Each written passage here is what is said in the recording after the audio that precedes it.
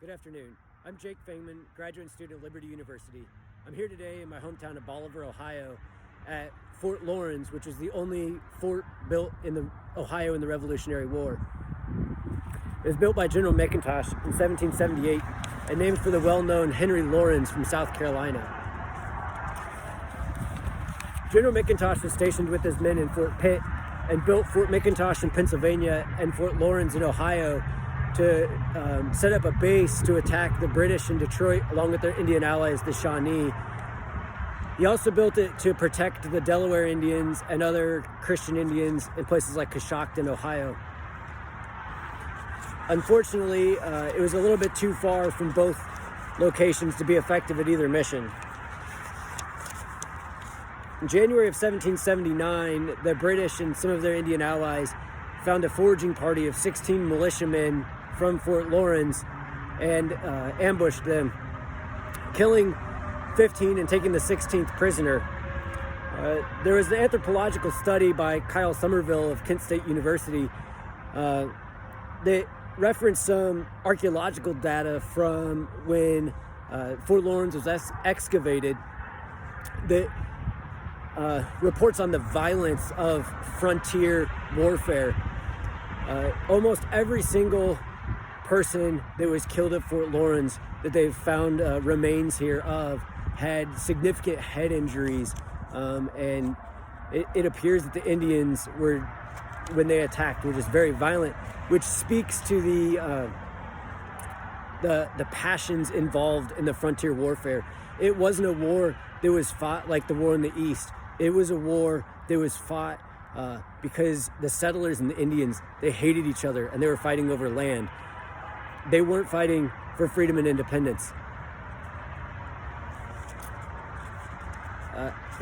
When the prisoner of the 1779 massacre told the British about the poor winter conditions here at Fort Lawrence, they decided to lay siege to the fort. General McIntosh was privy to this information through some friendly Indians and dispatched 120 militiamen from Fort Pitt to try to protect Fort Lawrence.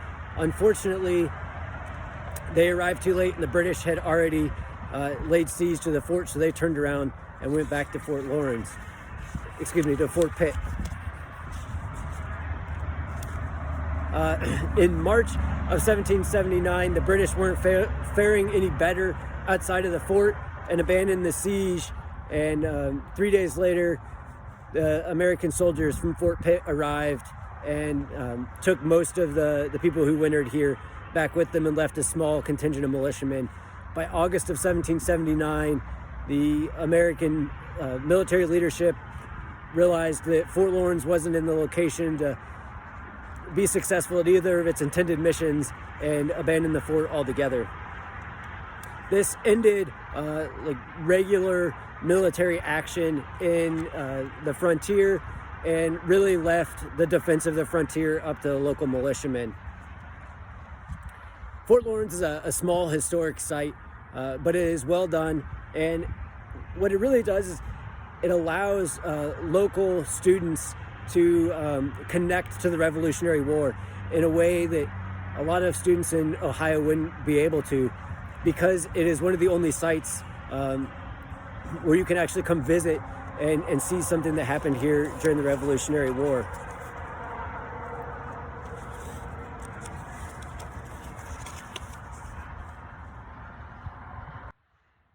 As I said, the historic site here at Fort Lawrence isn't very large. It's quite small, as you can see.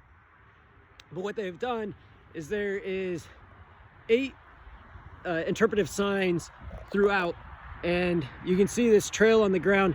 That's actually the outline of the original fort based on archaeological data.